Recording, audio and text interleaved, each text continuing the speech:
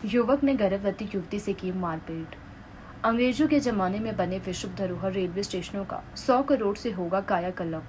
हिमाचल के हर विधानसभा क्षेत्र में आदर्श स्वास्थ्य संस्थान बनेंगे, मिलेगी सुविधा। एम्स में नहीं रहेगी डॉक्टरों की कमी, सीनियर रेजिडेंट के भरे जाएंगे 55 पद। जिला में सेल ऑफिसर के 100 पदों हेतु इस दिन होंगे साक्षात्कार। हिमाचल की ऊंची चोटियों पर हुआ ताजा हिमपात। नगर निगम ने एटिक के नए नक्शे पास करने पर लगाई रोक। पालमपुर के बगोड़ा में गोलीकांड, 2 लोग घायल। जिला कांगड़ा में पैराग्लाइडिंग के लिए विश्व प्रसिद्ध बीड़ में पुलिस को एक गर्भवती युवती से मारपीट किए जाने की शिकायत मिली है। हालांकि युवती ने मामले में युवक के खिलाफ कोई भी कार्यवाही करने से मना किया है, लेकिन पुलिस अपने तौर पर मामले की जांच कर रही है। बताया जा रहा है कि मुंबई की युवती निजी कंपनी में ऑनलाइन सेवाएं दे रही है, जबकि गाजियाबाद का यह युवक लैंडिंग साइट के समीप कैफे चलाता है। जानकारी के अनुसार युवक ने बीते कल युवती के साथ मारपीट करी। जब स्थानीय लोगों को इस बात की खबर हुई तो उन्होंने पुलिस थाना को सूचित किया, जिसके बाद पुलिस ने युवती से संपर्क किया, लेकिन युवती ने युवक के खिलाफ किसी भी प्रकार की कोई कार्यवाही करने से इनकार कर दिया। बता दें कि युवती का उपचार अस्पताल में चल रहा है। पुलिस चौकी के प्रभारी राजमल ने खबर की पुष्टि की है। उन्होंने बताया कि पुलिस अपने तौर पर मामले की जाँच कर रही है। विश्व धरोहर कालका शिमला रेल लाइन पर शिमला और कालका रेलवे स्टेशन का जल्द ही आधुनिकीकरण होगा। पहली बार इस प्रकार का कार्य हेरिटेज रेल लाइन पर होगा। इसके लिए रेलवे बोर्ड ने कार्य शुरू कर दिया है। इसके लिए बोर्ड ने विशेष सलाहकार को दोनों रेलवे स्टेशन का मुआयना कर रिपोर्ट देने के लिए कहा है। स्टेशन की आधुनिक ड्राइंग देने के लिए भी कहा गया है। सलाहकार की रिपोर्ट के अनुसार ही बजट जारी होगा। बताया जा रहा है कि स्टेशनों पर अब करीब 100 करोड़ रुपए से ज्यादा का बजट रखा गया है।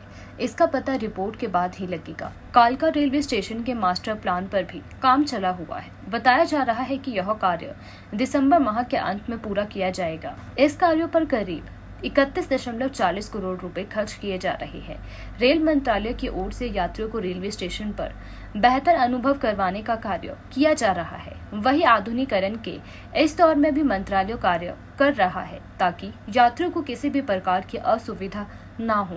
रेलगाड़ियों के आधुनिकीकरण के साथ अब स्टेशनों पर भी यह कार्य शुरू किया है। यह कार्य अमित रेलवे स्टेशन के तहत करवाया जा रहा है। शिमला रेलवे स्टेशन पर भी कार्य किया जाएगा।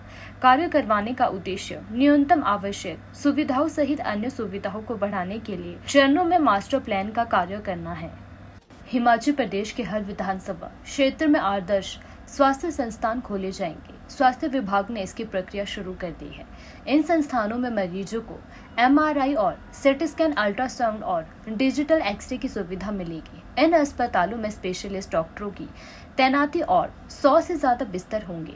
इसके बनने से हिमाचल के मेडिकल कॉलेजों में मरीजों को कम भार पड़ेगा। ये अस्पताल आधुनिक चिकित्सा सुविधा से लैस होंगे। मरीजों के टेस्ट के लिए इनमें प्रयोगशालाएं भी स्थापित की जाएगी। स्वास्थ्य विभाग के मुताबिक अस्पतालों के लिए मशीनरी और अन्य उपकरणों की खरीदारी स्वास्थ्य सेवाएं निगम से की जाएगी। प्रदेश सरकार ने यह व्यवस्था की है कि 50 लाख से कम के उपकरणों और मशीनरी की खरीदारी स्वास्थ्य विभाग करेगा, जबकि इससे ज्यादा की खरीदारी के लिए स्वास्थ्य सेवाएं निगम कंपनियों से टेंडर आमंत्रित करेगा। मुख्यमंत्री सुखविंदर सिंह सुक्खू ने बजट भाषण में आदर्श स्वास्थ्य संस्थान बनाने की घोषणा की थी। सरकार की ओर से इसी सिरे चढ़ाने का काम शुरू हुआ है। उल्लेखनीय है कि प्रदेश के दूर दराज के क्षेत्रों में मरीजों को पर्याप्त उपचार न मिलने से उन्हें जिला अस्पतालों या फिर मेडिकल कॉलेज उपचार कराने आना पड़ रहा है। अब उन्हें यह चिकित्सा सुविधा घर के पास मिलेगी। स्वास्थ्य सचिव M सुधा ने बताया कि प्रदेश सरकार की ओर से स्वास्थ्य सुविधाएं और मजबूत की जा रही है। लोगों को घर द्वार पर चिकित्सा सुविधा मुहैया कराने के लिए आदर्श स्वास्थ्य संस्थान बनाए जा रहे हैं।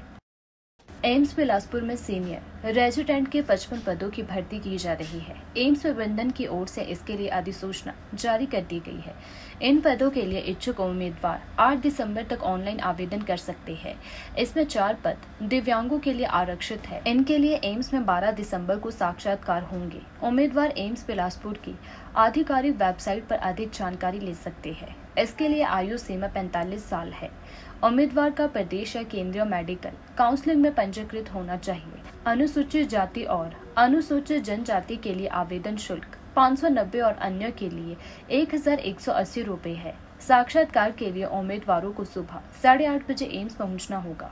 यहाँ पर प्रमाण पत्रों के सत्यापन के लिए साक्षात्कार होंगे। जिला कांगड़ा में रोजगार आधिकारिक धर्मशाला आकाश राणा ने रोजगार के इच्छुक आवेदकों को सूचित किया है कि IFM Fincoach global private limited Mohali द्वारा महिला और पुरुष आवेदकों से सेल्स ऑफिसर के 100 पद भरे जाने के लिए युवाओं जो कि 25 वर्ष से कम है उनके लिए साक्षात्कार आयोजित किए जा रहे हैं। कंपनी द्वारा चयनित उम्मीदवारों को 25,000 से 39,500 रुपए प्रति माह वेतन दिया जाएगा और हिमाचल प्रदेश, पंजाब व चंडीगढ़ में तैनाती दी जाएगी। इच्छुक आवेदक अपने मूल प्रमाण पत्रों तथा पासपोर्ट साइज फोटोग्राफ के साथ 1 दिसंबर 2023 को उप रोजगार कार्यालय नूरपुर, 2 दिसंबर 2023 को उप रोजगार कार्यालय कांगड़ा, 4 दिसंबर 2023 को क्षेत्रीय रोजगार कार्यालय धर्मशाला और 5 दिसंबर 2023 को उप रोजगार कार्यालय पालमपुर तथा 6 दिसंबर 2023 को उप रोजगार कार्यालय बैजनाथ में प्रातः 10 बजे पहुंचकर साक्षात्कार दे सकते हैं। अधिक जानकारी हेतु मोबाइल नंबर 9815703430 पर संपर्क भी कर सकते हैं। हिमाचल प्रदेश में मौसम ने अपना मिजाज बदला है। प्रदेश के ऊंची चोटियों पर ताज़ा हिमपात हुआ है। बर्फबारी होने से प्रदेश में तापमान में भी काफी गिरावट दर्ज की जा रही है। इसके साथ ही शीतलहर का प्रकोप काफी बढ़ गया है, जिसके चलते ऊपरी क्षेत्रों में लोगों को पूरे दिन और निचले क्षेत्र में लोगों को सुबह शाम कपड़ों का सहारा लेना पड़ रहा है। अब फिर से बर्फबारी का दौर शुरू होने के कारण लोगों को कड़कड़ाती ठंड का सामना करना पड़ रहा है। जानकारी के मुताबिक अटल टनल, रोहतांग के साथ जिला कुल्लू व लाहौल की ऊंची चोटियों में ताज़ा बर्फबारी हुई है। बुधवार रात के बाद वीरवार सुबह भी बर्फ के फाहे गिरे हैं। बर्फ के फाहों के बीच सैलानी कोकसर पहुंचे और जमकर मस्ती कर रहे हैं, जबकि कुल्लू जिला के निचले इलाकों में बूंदाबांदी होने से तापमान में गिरावट। सरकार के नए निर्देशों के अनुसार राजधानी में फिलहाल भवनों के एटिक के नक्शे पास नहीं होंगे।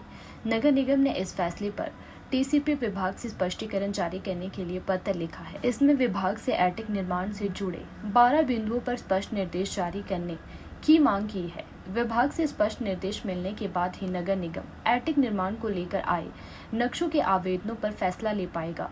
सरकार ने हाल ही में भवनों के एटिक को रिहायशी के तौर पर इस्तेमाल करने को मंजूरी दी है।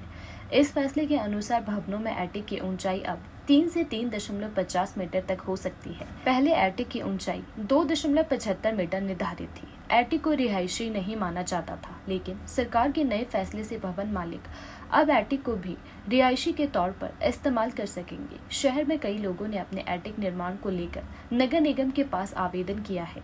इन पर अब TCP से स्पष्टीकरण आने के बाद ही फैसला हो पाएगा। गौरतलब है कि शिमला शहर में भवनों के निर्माण को लेकर काफी सख्त नियम है।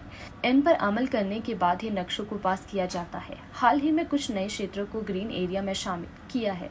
ग्रीन एरिया में शामिल भवनों के निर्माण पर पूरी तरह रोक लगी हुई है। ऐसे में नगर निगम एटिक से संबंधित नक्शों को सभी बिंदुओं पर स्पष्टता चाहता है। पालमपुर के भगोड़ा में बुधवार रात को हुए गोलीकांड में 2 लोग घायल हो गए हैं। दोनों घायलों को टांडा रेफर कर दिया गया है।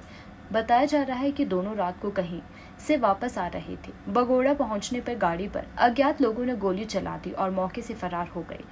आरोपियों का अभी तक पता नहीं चल पाया है। घटना कैसे हुई, घायलों के बयानों के बाद ही पता लगेगा।